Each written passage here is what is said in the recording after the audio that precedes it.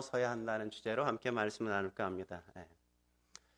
데이비드 플러드라는 스웨덴 선교사님이 계세요. 이 선교사님이 젊은 시절에 하나님 앞에 헌신하게 되었어요. 하나님의 사랑이 너무나도 커서 하나님께 나의 삶을 드려야 되겠다. 어떻게 드리면 좋을까 그러다가 자기가 선교사로 삶을 헌신했습니다. 그분이 선교사로 헌신하고 나서 아내인 스페아와 함께 결혼하고 2살 된 아들을 데리고 1921년 아프리카 콩고로 선교를 떠났습니다. 플러드는 복음을 위해 모든 것을 다 포기하고 선교지 콩고에 딱 도착했는데 그를 기다리고 있는 건 굶주림과 질병과 그리고 적대적인 부족 사람들밖에 그에게 있지 않는 거예요. 마을 사람들이 계속적으로 자기가 들어오는 걸 거부하게 되어져서 그러니까 마을과 그냥 산 중턱에 진흙 오두막집을 지었어요. 그리고 그것에서 외롭고 고독하게 삶을 살면서 말라리아와 또 영양실조와 힘겹게 싸우면서 하루하루를 보냈습니다. 그러다가 아내인 스페아가 말라리아에 걸려서 몇 달 동안 그냥 고열에 시달리는 그런 어떤 어려움들도 있었단 말이죠.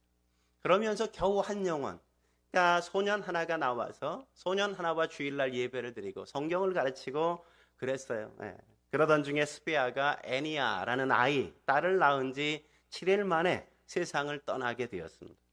생각해 보십시오. 계속된 어려움이 지속되고 있잖아요. 외롭잖아요. 고독하잖아요. 아무도 의지할 사람이 없잖아요. 근데 아내마저 질병에 걸려서 떠났으니까 그의 마음에 얼마나 거대한 원망이 마음속에 있겠어요. 그 아내가 죽자 아내를 그냥 묻어두고 하나님 앞에 그렇게 원망했습니다. 하나님, 우리가 생명을 바치겠다고 하지 않았습니까? 복음을 위해 살겠다고 여기 오지 않았습니까? 그런데 이게 뭡니까? 도대체 27살밖에 되지 않은 내 아내를 이렇게 데려가시면 우리에게 어떻게 살라는 겁니까? 정글에 와서 겨우 한 거라고는 이 소년 하나 나와서 주일날 예배를 드리고 그 아이와 성경 공부한 것밖에 도대체 우리에게 주신 게 뭐가 있습니까? 거대한 절망과 낙심 속에서 신앙에 대한 회의가 그의 마음속에 들어올랐어요. 그러자 그가 상처받아서 아내를 산 중턱에 그냥 묻어두고 회의에 빠져서 아내가 낳은 그 딸아이를 더 이상 볼 수 없어서 현지 선교사들에게 그냥 맡기고 아들 하나를 데리고 다시금 고국으로 귀국했습니다. 주를 위해 순교하겠다는 각오로 떠났는데 하나님을 떠나고 회의에 사로잡혀서 그가 다시금 고국으로 돌아온 거예요. 여러분은 어떠세요? 여러분이 신앙생활할 때 가끔 그렇게 우리의 신앙의 회의가 될 때도 있지 않습니까? 플러드와 같은 상황은 아니지만 그러나 우리의 삶 속에도 가끔 회의가 될 때, 마음의 실망이 일어날 때, 하나님께 실망이 들 때도 우리의 마음속에 있지 않습니까? 그래서 필립 얀시라는 평신도 기독교 책을 쓰는 사람은 이런 말을 했어요. 하나님께 실망하지 않은 사람은 불신자밖에 없을 것이다. 오직 불신자들 뿐일 것이다. 오늘 본문에도 그런 사람, 하나님께 실망하고 회의에 빠진 한 사람, 기도원을 우리가 만나지 않습니까? 그는 신앙의 깊은 회의에 잠겨 있잖아요. 그가 오늘 말하는 이야기를 들어보세요. 13절가 뭐라고 얘기합니까? 13절 같이 읽어볼까요? 13절 시작. 기도원이 그에게 대답하되 오 나의 주여 여호와께서 우리와 함께 계시면 어찌하여 이 모든 일이 우리에게 일어났나이까? 또 우리 조상들이 일찍이 우리에게 이르기를 여호와께서 우리를 애굽에서 올라오게 하신 것이 아니냐 한 그 모든 이적이 어디에 있나이까? 이제 여호와께서 우리를 버리사 미디안의 손에 우리를 넘겨주셨나이다. 그냥 뭐라고 이야기하는 거예요? 하나님이 우리와 함께 계시면 어떻게 이런 일이 우리 가운데 일어납니까? 다른 나라에 우리가 이렇게 식민지가 되어 살아가고 약탈과 수탈을 당하는 이런 일이 어떻게 있습니까? 하나님이 정말 우리의 조상들을 애굽에서 구원해서 이 땅에 오게 만드셨다면 그 모든 이적들이 지금 어디에 가 있습니까? 하나님이 우리를 버리셔서 이 고난 가운데, 이 고통 가운데 우리가 이렇게 내버려져 있는 건 아닙니까? 그는 하나님에 대한 거대한 의심, 하나님에 대한 거대한 회의가 그 마음속에 일어나서 하나님 앞에 그렇게 쏟고 있는 거잖아요. 회의에 빠진 기도원을 보면서 우리가 어떻게 우리의 신앙의 회의, 신앙의 의심이 일어날 때 어떻게 신앙의 회의를 극복해야 될지 하나님은 이 본문 속에서 우리에게 레슨해 준다고 저는 생각합니다. 그렇다면 인생에 찾아오는 회의를 넘어서기 위해 어떻게 해야 될까요? 첫째로 우리는 하나님 안에서 자신의 존재의 가치를 발견할 수 있어야 합니다. 우리는 하나님 안에서 자신의 존재 가치를 다시 발견할 수 있어야 돼요. 오늘 하나님이 가장 먼저 하시는 일이 바로 그런 것 아니겠습니까? 하나님의 사자가 기드온에게 와서 첫 마디가 뭐였어요? 큰 용사여 이러잖아요. 큰 용사여. 정말 그런지 우리 12절 말씀 같이 한번 읽어볼까요? 12절 읽겠습니다. 시작. 여호와의 사자가 기드온에게 나타나 이르되 큰 용사여 여호와께서 너와 함께 계시도다 하매. 기드온을 가르쳐서 뭐라고 불렀어요? 큰 용사요 이렇게 불렀단 말이죠. 근데 중요한 건 이거예요. 그가 정말 기드온이 정말 큰 용사였는가 이거죠. 큰 용사였는가. 기드온이 정말 큰 용사였습니까? 아니었잖아요. 그게 바로 앞의 모습을 보십시오. 11절에 뭐라고 얘기해요? 오늘 저기 써 있는 것만 읽으세요. 성경 읽지 말고 저기 있는 거로 같이 읽겠습니다. 시작. 기드온이 미디안 사람에게 알리지 아니하려 밀을 포도주 틀에서 타작하더니. 그러니까 하나님의 사자가 임했는데 언제 임했어요? 포도주 틀에서 타작하는 데 임했어요. 근데 생각해 보세요. 밀은 어디서 타작해야 돼요? 마당에서 타작해야 되잖아요. 우리 어렸을 때 앞마당에서 우리가 타작하지 않았습니까? 왜 앞마당에서 타작해야 돼요? 먼지가 그냥 막 날리잖아요. 지푸라기가 막 날려가지고 타작하고 나면 온몸이 다 그냥 먼지투성이란 말이죠. 그러니까 타작은 어디서 해야 정상이에요? 마당에서 넓은 곳에서 환기가 잘 되는 곳에서 타작해야 되는데 지금 기드온은 그걸 어디서 하고 있어요? 집안에서 포도주 틀에서, 그 좁은 포도주 틀에서 한다고요.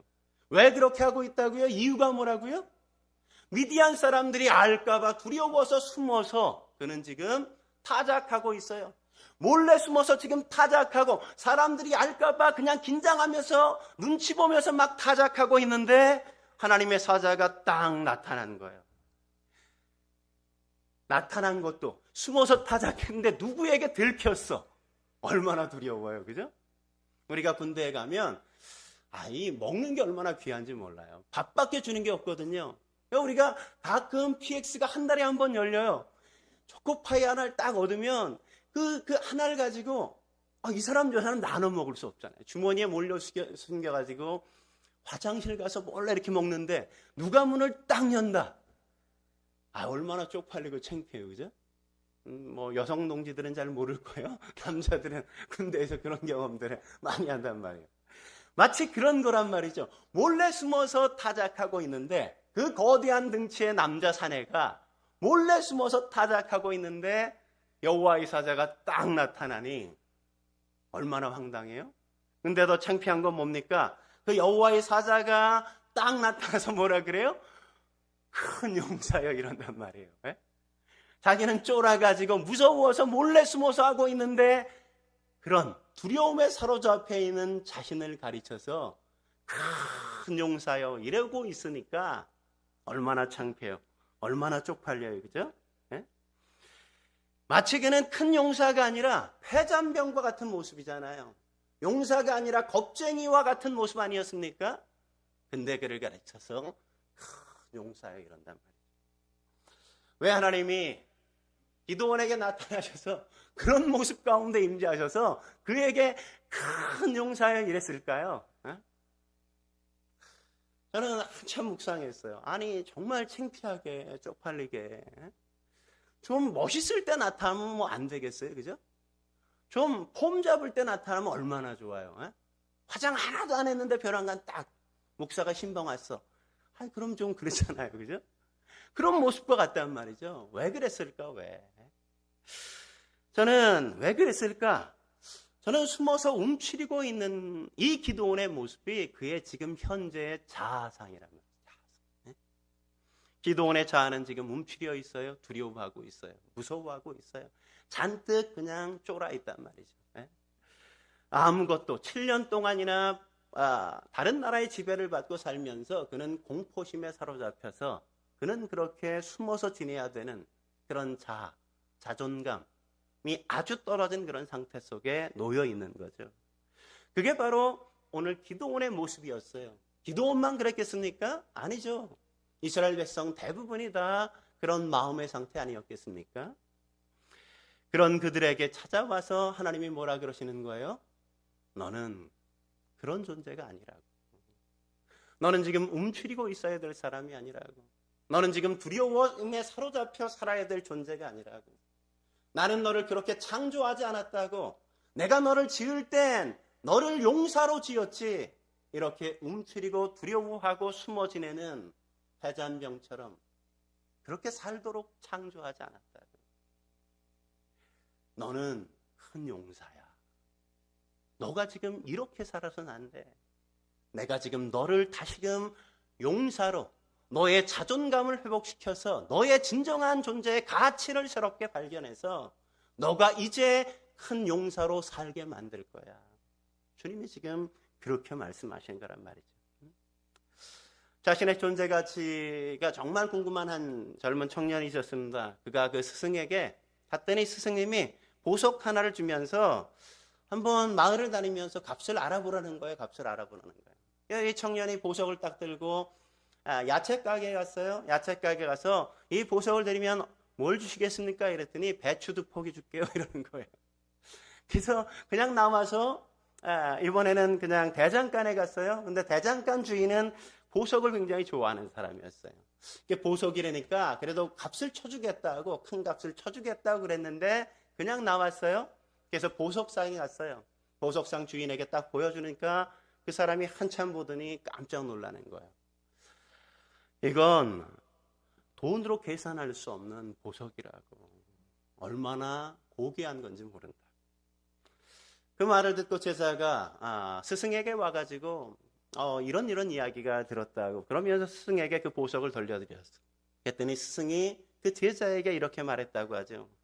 사람은 자신을 하찮은 배춧값에 팔아넘길 수도 있고 몇 푼 안 되는 돈을 받고 자신을 팔아넘길 수도 있는 거야. 하지만 원한다면 돈으로 따질 수 없는 고귀한 가치로 자기를 빚어가고 만들 수 있다고.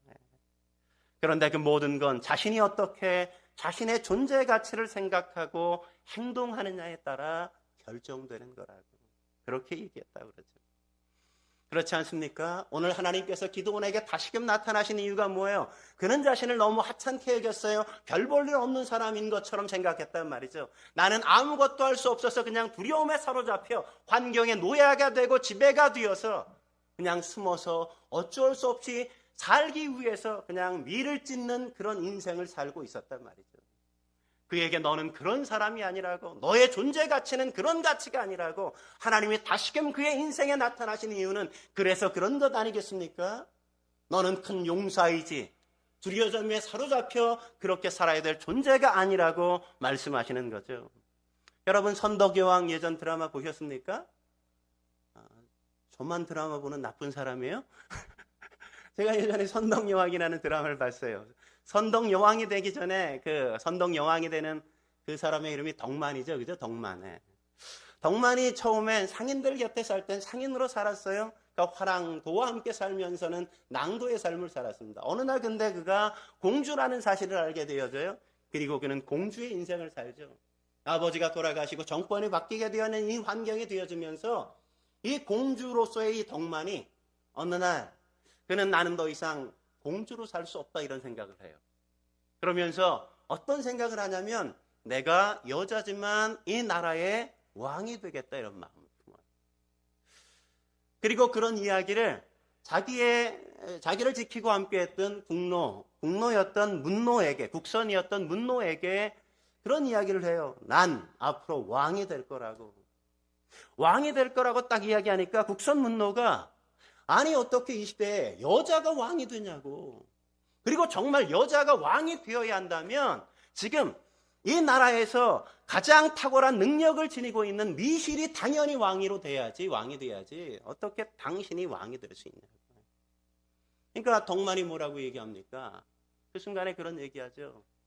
미실은 자기가 왕이 될 수 있다는 존재 가치를 전혀 알지 못하는 사람이라고. 그러나 나는 내가 왕이 될 수 있다고 난 생각합니다. 나는 단지 공주로서의 삶이 아니라 나는 왕이 될 수 있는 존재라고 난 생각한다. 그러면서 그가 선덕여왕이 되는 걸 그렇게 그려주지 않습니까? 우리들의 존재 가치, 우리가 너무 우리 자신에 대해서 열등의식에 사로잡혀 살아서는 안 된단 말이죠. 하나님이 나를 어떻게 바라보시는가, 하나님이 나를 어떤 존재로 가치로 우리를 만드셨는가를 우리는 다시 한번 바라볼 수 있어야 돼요. 하나님은 오늘 뭐라고 말씀하셨습니까? 기드온이 그렇게 두려움에 사로잡혀 있자 너는 큰 용사라고 말씀하시잖아요.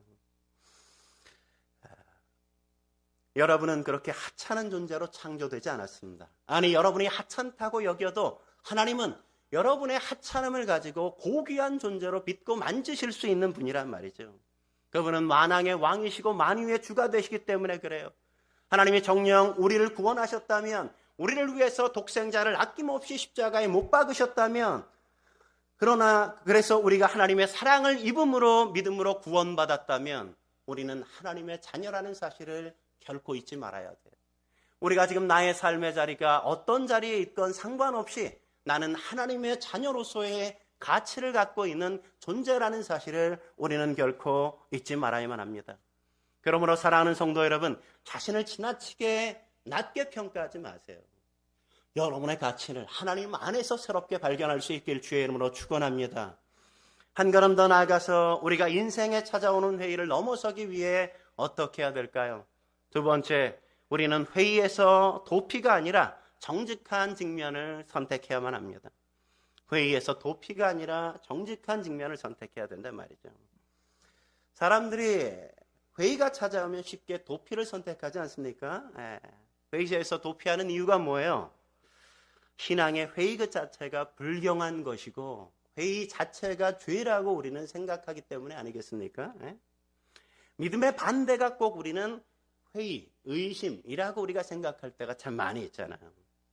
만약 회의가 죄라면 오늘 하나님께서 기드온을 찾아오시지 않았을 거 아니겠어요? 그죠? 성경은 회의 자체가 죄라고 말한 적이 한 번도 없어요. 의심하는 걸 정죄하지 않는단 말이죠. 그래서 오늘 기드온이 회의에 쌓여 있지만 그럼에도 불구하고 하나님은 회의하는 그의 인생 가운데 찾아오신단 말이죠. 오늘 같이 한번 읽어볼까요? 13절 말씀. 다시 한번 그의 회의의 장에 한번 우리가 함께 다시 한번 그의 마음을 한번 읽어보도록 하죠. 13절 말씀 같이 읽겠습니다. 시작. 기드온은 그에게 대답하되 오 나의 주여 여호와께서 우리와 함께 계시면 어찌하여 이 모든 일이 우리에게 일어났나이까? 또 우리 조상들이 일찍이 우리에게 이르기를 여호와께서 우리를 애굽에서 올라오게 하신 것이 아니니 한 그 모든 이적이 어디에 있나이까? 이제 여호와께서 우리를 버리사 미디안의 손에 우리를 넘겨주셨나이다 하니. 만약 하나님이 정말 우리의 삶 가운데 임재한다면, 우리가 회의에 빠져 임재한다면, 우리가 회의에 빠져 있을 때 그분이 임하신다면 여러분 이렇게 얘기할 수 있겠어요? 예? 기드온처럼 정말 이렇게 얘기할 수 있을 것 같아요? 아이고 하나님 뭐 이러면서 내가 회의했던 거 다 감추고 괜찮은 사람인 것처럼, 잘 믿는 사람인 것처럼 우리는 그럴 때가 많잖아요. 삶의 일상에선 참 믿음의 회의와 의심도 많이 있고 참 갈등도 많이 하면서 깨우면 아멘 아멘 막 이러면서 거룩한 척 하며 사는 게 우리들의 모습일 때가 참 많잖아요. 근데 오늘 기도는 그러지 않았단 말이에요. 하나님이 임재하셨는데 그 자리 앞에서 하나님 앞에 그동안 쌓였던 자기의 내면의 분노, 화, 의문들 이런 것들을 그대로 그냥 하나님 앞에 다 이야기하지 않습니까? 여러분 기도를 뭐라고 생각하세요? 기도는 그냥 하나님 앞에 좋은 미사역으로 어떤 걸 그분을 찬양하는 것만이 아니에요. 기도의 본질은 내 마음을 그분 앞에 정직하게 내놓는 것이죠. 오늘 대화를 보세요. 기드온이 뭐라고 얘기하나. 하나님이 딱 임했다고 거룩하신 하나님 아버지여 창조주시여 뭐 이러면서 거들먹거리지 않았단 말이에요. 자기를 포장하지 않았어요. 그는 자신의 마음의 상태를 정직하게 그냥 투명하게 하나님 앞에 자신의 삶을 다 그대로 투명하게 다 끄집어 내놓고 있잖아요. 내놓고 있어요. 그게 기도란 말이에요. 그게 기도. 내가 하나님 앞에 있는 모습 그대로 내 마음속에 일어나는 모든 생각들을 정직하게 내놓고 그분과 함께 교통하기를 원하는 것, 대화를 나누기 원하는 게 바로 기도란 말이죠. 기도. 오늘 기드온이 바로 그렇게 하는 거예요. 자기를 포장하지 않아요. 자기의 회의를 직면하잖아요. 도피하지 않잖아요. 그냥 그 배신감, 그 실망감, 하나님이 우리를 버렸다는 그 어떤 버림받은 그 마음, 그런 것들을 그냥 그대로 하나님 앞에 쏟아놓고 있잖아요. 회의는 도피한다고 해결되지 않습니다. 도피하면 도피할수록 회의는 더 깊어지는 거죠. 마치 상처가 났는데 상처를 그냥 보는 게 마음이 아파서 상처를 그냥 쌓아놓고 덮어두면 어떻게 되어져요? 상처는 썩어지는 거죠. 팔을 자르는 역사가 있단 말이에요. 상처를 놔두면. 어떻게 해야 돼요? 상처를 직면해야죠. 아프지만 째내고 고름을 파내고 거기에 그냥 아프지만 약을 발라야 이 상처가 회복되어지는 것처럼 우리의 마음속에 일어나는 회의와 갈등들도 하나님 앞에 정직하게 내놓고 직면할 수 있어야 그때 비로소 그것이 치유되어지고 회복되어지는 것 아니겠습니까? 사람들은 흔히 그냥 믿으라고 얘기하지만 덮어놓고 믿으라고 말하지만 그렇게 해서는 신앙이 결코 자라지 않아요. 마음속에 일어나는 의문들, 마음속에 일어나는 회의들을 가지고 하나님 앞에 나가야죠. 우리가 기도할 때 뭘 구할 것만 있어서 하나님 앞에 기도하는 게 아니라 더 많은 시간은 뭘 가지고 기도해야 돼요? 내가 정말 믿어지지 않는 것, 내 마음속에 하나님에 대한 의문이 일어나는 것, 그런 것들을 가지고 하나님 앞에 나아가서 그분께 묻고 하나님의 하나님 되심의 어떤 말씀을 우리가 듣고 찾을 수 있어야 우리의 신앙이 자라가는 거죠. 자라가는 거죠. 저는 뭐 필요가 있어서 구하는 것만이 아니라 물론 그래서도 구해야 되겠지만 더 많은 건 우리의 마음속에 드는 궁금증들을 하나님과 함께 나누는 것, 그것이 더 중요한 일이라고 저는 생각해요. 그래야 하나님 앞에서 우리의 신앙이 자라간단 말이죠. 우리가 도마 잘 알지 않습니까? 도마도 보세요. 도마가 별명이 뭐였어요? 의심 많은 도마. 우리는 의심이 많으면 뭐라 그래요? 아유, 저 사람 믿음 없어, 이렇게 얘기하잖아요. 그죠? 그렇게 정죄하잖아요. 단정 짓잖아요. 근데 예수님이 언제 도마가 그렇게 의심이 많다고 해서 정죄하셨습니까? 비난하셨어요? 비판하셨어요? 그런 적 없어요. 도마의 말이 아주 기가 막히잖아요. 도마가 뭐라 그래요? 제자들이 주님이 부활하셨다 막 이러니까 그는 보지 못했거든요. 주님이 부활하신 걸. 그러니까 그가 뭐라 그래요? 요한복음 20장 25절 이렇게 얘기하는 걸 우리가 만나죠. 같이 한번 읽어볼까요? 25절 시작. 다른 제자들이 그에게 이르되 우리가 주를 보았노라 하니 도마가 이르되 내가 그의 손에 못자국을 보며 내 손가락을 그 못자국에 넣으며 내 손을 그 옆구리에 넣어보지 않고는 믿지 아니하겠노라. 와, 얼마나 이 잔인한 사람이에요. 예수님이 못에 박혀 돌아가시고 옆구리에 창에 찔리셨다는 걸 알고 뭐라고요? 내가 그 못자국을 볼 뿐만 아니라 내 손가락을 가지고 그 못자국에 꾹 질러 넣어보고 그 옆구리에 창에 맞은 곳에 내 손을 정말 확 넣어보고 나서야 나는 믿을 수 있다, 이렇게. 와, 굉장히 잔인한 사람 아니에요? 도마가 그렇게 얘기하는데 그러면 너 같은 거 필요 없어, 뭐 이러시지 않는단 말이죠. 그렇게 의심하는 도마의 그 회의, 의심을 풀어주기 위해서 주님께서는 도마를 찾아오시잖아요.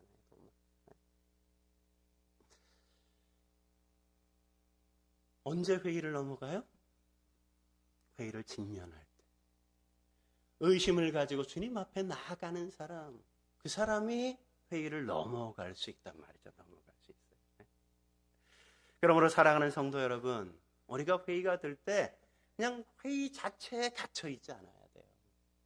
회의가 드는, 의심이 드는, 내가 이해할 수 없는 많은 부분이 일어날 때마다 그런 것을 가지고 주님 앞에 함께 나아가서 주님께 물을 수 있어야 그분의 인도하심을 우리가 함께 받는 거죠. 마지막으로 한 걸음 더 나아가서 우리의 인생에 찾아오는 회의를 넘어서기 위해 우리가 어떻게 해야 될까요? 세 번째, 우리는 하나님이 우리와 함께 하시는 것을 충분히 확인할 수 있어야 돼요. 충분히 확인할 수 있어야 돼요.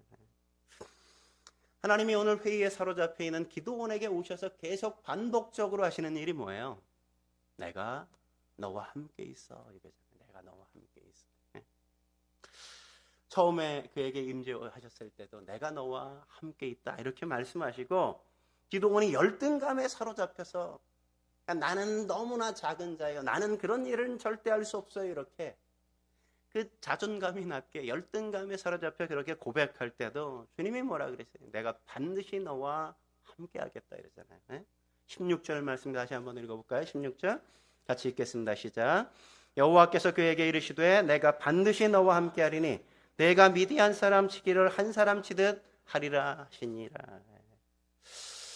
하나님이 그걸 다시금 확인시켜 주신단 말이죠. 뭘? 내가 너와 함께 있어. 내가 너와 함께 있어. 하나님이 왜 내가 너와 함께 있다는 걸 누누이 재차 확인시켜 주는 걸까요? 그 회의의 밑바닥엔 하나님의 부재에 대한 두려움이 있기 때문에 그래요. 하나님이 나와 함께 계시지 않아. 하나님은 나의 인생에 관심이 없으셔. 하나님은 나의 고통을 외면하시고 나의 고통에 대해서 무관심하셔. 하나님은 나의 삶과 무관한 존재야. 저 멀리 계신 분이야.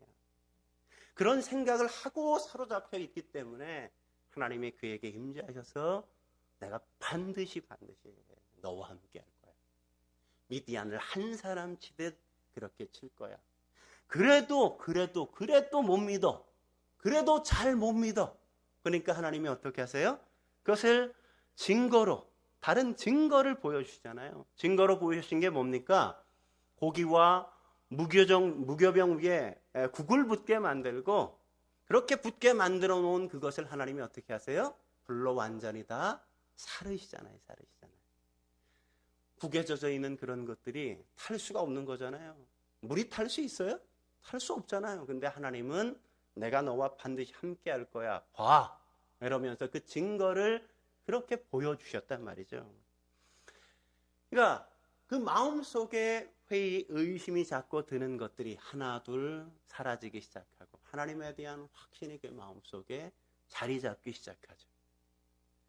하나님이 나와 함께 하시는 것에 대한 확신이 들자 그는 더 이상 두려움에 사로잡히지 않고 용사처럼 미디안과 나가서 싸우게 되는 것 아니겠습니까? 제가 좀 부끄러운 제 얘기 좀 할까요? 제가 사실 아내를 이렇게 좋아하게 됐어요. 제가 아내에게 대쉬했거든요. 결혼하기 전에 이제 아내에게 처음 대쉬했더니 아내가 다음 주에 얘기하자고 이러면서 토요일 저녁에, 주일 저녁이군요. 집 앞에 제가 맨날 데려다 줬어요. 그리고 제 집으로 갔는데 아내를 데려다 주고 이제 우리 사귀자 이런 투의 얘기를 좀 막 하는데 아내가 다음 주에 얘기하자. 그래서 아내는 그때 직장인이었고 저보다 나이가 2살이나 많아요. 저는 2살 연하고 저는 업자였어요. 실업자. 놀고 있었어요. 그리고 나이도 어린데. 근데 그때 그 아르바이트를 좀 하고 있었는데 제 마음속에 아내가 그냥 그러고 들어갔는데 이건 거절인 것 같아. 마음속에 낙심이 막 드는 거예요. 월요일날 출근했는데 마음에 낙심이 막 드는데 하나님의 말씀이 딱 생각이 나요. 어떤 말씀이냐면 이스라엘 백성들이 가데스 바네아에서 가나안 땅에 들어가기 전에 정탐꾼을 보낼 때 이미 가나안 땅은 너희 것이라는 거였죠. 하나님이. 그 말씀이 생각나는 거예요. 하나님이 저 여자에 대한 마음을 주셨을 땐 아내는 내 것이구나. 하나님이 이미 나에게 주신 거구나. 이런 확신이 들었어요. 그날부터 제가 나가서 기도하기 시작했어요. 근데 처음엔 기도할 때 막 힘있게 기도했는데 좀 지나가니까 마음속에 에휴 아닐 거야 이런 마음이 또 드는 거예요. 금요일날 금요 기도에 나가서 이렇게 앉아서 기도하려고 하는데 마음속에 기도할 의지가 하나도 없어요. 에휴 나 같은 거한테 아닐 거야. 근데 전수하님이 그때 나와서 설교하시는데 전수하님이 그러는 거예요. 베드로가 무리를 걸어오는데 무리를 걸어오라 막 이러잖아요. 그죠? 예수님이 무리로 막 걸어가다가 환경을 보고 두려움에 사로잡혀서 물에 빠지잖아요. 그때 예수님이 뭐라 그래요? 왜 의심하느냐? 믿음이 적은 자여 이렇게 얘기하잖아요. 마치 그 전수하님의 그 외침이 저에게 하시는 말씀 같았어요. 그래서 막 너무 기분 좋아가지고 막 맞습니다. 하나님 저 여자를 저한테 주실 겁니다. 제가 의심해서 죄송합니다. 막 이러고 기도했단 말이죠. 그리고 토요일 아침이 딱 되는데 아침에 딱 돼서 회사에 출근하려고 나가려고 창문을 딱 보니까 가을 한 11월 초였어요. 비가 막 이렇게 내려요. 그래서 비가 내려서 창문을 보면서 하나님, 제가 비를 좋아하지 않고 눈을 좋아해요. 만약 정말 저 여자를 정말 저한테 주시려면 이 비를 눈으로 바꿔줘 보세요. 믿거나 말거나 저는 그랬어요. 그날 아침. 그리고 출근했어요. 일을 하는데 한 12시쯤 얼추 되었는데 무슨 때 아닌 눈이야? 막 이러면서 막 뛰쳐나갔더니 하늘에서 펑펑 눈이 내리는 거예요. 날씨가 따뜻하니까 눈은 다 녹았어. 너무 기분이 좋았어요. 하나님이 이 여자를 내 것이라 그랬어. 토요일날 예배는 어떤 말씀을 들었는지 생각이 안 나요? 예배가 끝나고 아내를 데려다주는 그 골목에 있는 빵집에 들어가서 2층 빵 칸에 여기에 들어가서 빵 2개 시켜놓고 우유 2잔 시켜놓고 먹으면서 하나님이 일주일 동안 나에게 이렇게 응답하셨어. 하나님이 자매는 내 것이라 그랬어. 딱 얘기했어요. 그럼 결론이 어때야 돼요? 맞아요. 뭐 이렇게 나와야 되잖아요. 나는 그렇게 하나님의 응답을 받았는데, 근데 아내가 웃기지 마 이러는 거예요. 난리 났잖아요. 그래서 아내를 들여보내고 집에 걸어가는데, 하나님 도대체 이건 뭡니까? 내 마음에 회의가 일어나기 시작해요. 이럴 수 있는 겁니까? 내가 하나님 잘못 믿고 있는 겁니까? 내가 들은 건 잘못된 겁니까? 막. 그러고 얼마 뒤에 아내는 저희 교회에서 떠나서 딴 교회로 갔어요. 교회를 안 나왔어. 교회를 나갔어. 그렇게 시간이 흘러갔어요. 근데 어느 날 저에게 군입대 영장이 딱 나왔어요. 영장을 토요일 날 받았는데 의도치 않은 입대를 해야 됐어요. 3일 전에 제가 받았으니까 영장을 한 달 전에 받아야 되는데 3일 전에 받았으니까. 근데 그 주일날 아내가 교회를 온 거예요. 다시. 그러더니 예배 끝나고 인사하는데 우리 오늘 같이 밥 먹을 수 있냐고. 그래서 뭐 그렇다고. 그래서 레스토랑 가서 밥을 먹으면서 사실 나 내일 모레 군대 간다고. 그랬더니 아내가 그럼 군대 가면 저기 편지하라고, 내가 이렇게 다 편지 써줄 테니까 편지하라고. 그래서 제가 군대 가서 신병교육대에서 열심히 편지를 썼어요. 썼는데 편지 쓸 기회가 한 2주인가 3주 지나서 쓰게 하잖아요. 편지 썼는데 답장이 안 와 또. 아니 편지 쓰면 답장해 준다 그래놓고 답장을 안 해주는 거야. 답장을. 내가 3번인가 4번인가 이렇게 했는데 답장이 하나도 안 오는 거예요. 자대 배치를 받았어요. 자대 배치 받아서 생활하는데 어느 날 편지가 온 거예요. 나는 이제 포기했는데. 참 희한해. 내가 포기하면 뭔가 사인이 와. 그래서 편지를 주고받았어요. 근데 아내만 생각하면 하나님이 자꾸 내 마음속에 네 여자야, 내 아내야 이런 마음을 계속 주세요. 그래서 편지를 주고받다가 한 번은 아내 보고 좀 면회 좀 오라고, 중요한 할 얘기가 있다고. 진짜 아내가 면회를 왔어요. 근데 면회를 2시간밖에 안 되는 그 시절이었어.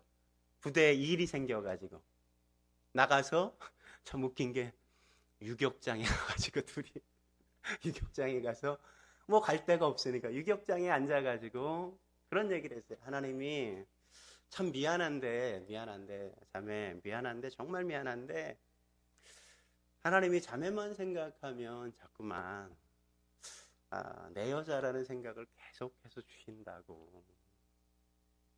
미안한데 혹시 자매는 그렇게 그런 마음이 전혀 안 들었냐고 또 물었어요. 제가 물었더니 아니라고 또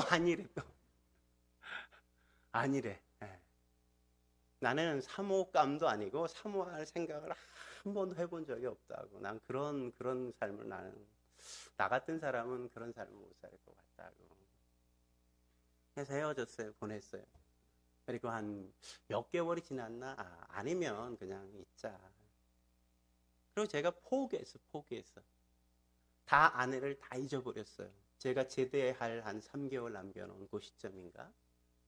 근데 난 다 잊고 다 정리했어, 마음에서. 근데 아내가 편지를 보낸 거예요. 딱 보냈는데 아내와 제 기억이 약간 다를 수는 있어요. 네. 근데 편지를 딱 받았는데 제가 너무 기분이 하나님 앞에 그런 거예요. 아니 하나님, 아닌데 왜 자꾸 이렇게 하세요? 나 다 정리했잖아요. 나 다 잊었잖아요. 근데 왜 자꾸 내 마음을 자꾸만 쑤시세요? 네? 내가 지금 이런 상황에 또 이렇게 연락이 오면 내가 어떻게 이걸. 근데 편지 내용이 뭔지 아세요? 내가 하나님을 다 떠났다가 다시금 하나님께 돌아왔다. 하나님을 다시금 만나고 하나님 앞에 돌아와서 생각해 보니까 정수영제의 기도가 나를 이렇게 다시금 하나님 앞에 돌아올 수 있게 만들었다고 생각이 들었다. 너무너무 감사해서 이렇게 편지를 쓴다고, 고맙다고, 이런 편지를 쓴 거예요. 근데 그런 편지에 내가 답장을 또 안 할 수가 없잖아요. 안 할 수가 없잖아요. 네? 답장을 해줬어요. 자매, 하나님께로 다시 돌아가서 너무너무 감사하다고, 고맙다고. 그랬더니 또 편지가 계속 오잖아요. 부대에서 돈 문제가 재정부장한테 돈을 이렇게 맡겼는데 그분이 얼마가 막 100여만 원 정도 빈 거예요. 예산상에 저기에 예산 저기에 보니까 나는 분명히 드렸는데 그분이 안 받으셨대. 나는 돈이 필요한데 우리 부모님은 신앙이 없죠. 아무도 우리 가족에 믿음 있는 사람이 없잖아요. 그래서 집사람한테 편지를, 혹시 돈 있으면 돈 있으면 급한 일인데 100만 원만 가지고 와주면 안 되겠냐고 편지를 썼는데 진짜 100만 원을 가지고 면회를 왔어요. 100만 원을 가지고. 그날 아내랑 만나서 저녁에 이런저런 얘기하다가 다시는 그런 얘기를 안 하고 싶었는데 자꾸 내 마음속에서 또 그 얘기를 하게 된 거예요. 참 이상하다. 하나님이 나의 마음속에 자꾸만 자매를, 내 여자라는 마음을 계속 주시는데 나는 근데 내가 참 어떻게 해야 될지 참 또 그 얘기를 해서 미안하다 그랬더니 그때 아내가 나도 그런 마음이 들었다. 근데 그게 너무 싫었다. 그 길 가는 게 너무너무 싫었다. 그래서 그날 함께 앉아서 우리 그러면 결혼하자. 사귀지도 않고 결혼을 하자. 아니 왜냐면 목회자가 무슨 연애하다가 헤어지고 이러면 안 된다고는 생각이 들어서 그날 우리 그럼 결혼하자. 그리고 내가 군대 제대할 때 우리 부모님한테 가서 인사드리고 그러자. 뭐 이렇게 결정을 다 하게 되었어요. 제가 믿음이 있어서가 아니죠. 그죠? 우리는 하나님이 함께 하시는 거에 대해서 끊임없이 회의를 해요. 그죠? 의심하고. 말씀하셨는데 또 의심해. 또 환경이 그렇지 않은 모습만 조금만 얼굴을 들면 우리는 아니야. 그래 뭐 하나님이 뭐 함께 하시겠어 뭐 이런 거 해 주실까? 우린 늘 그 자리로 가죠. 그 자리. 우리가 어떻게 다시 돌아왔어요? 그분이 우리의 마음속에서 맞아. 내가 너와 함께. 내가 줄 거야. 네가 원하는 때가 아닐지 몰라도 반드시 난 너와 함께하는 거야. 그분이 늘 다시금 확인시켜 주시지 않았습니까? 우리가 믿음이 있어서 주께로 돌아왔어요? 주님 앞에 함께 섰습니까? 끝까지 믿음을 붙잡고 우리가 그걸 성취해냈습니까? 그렇지 않죠.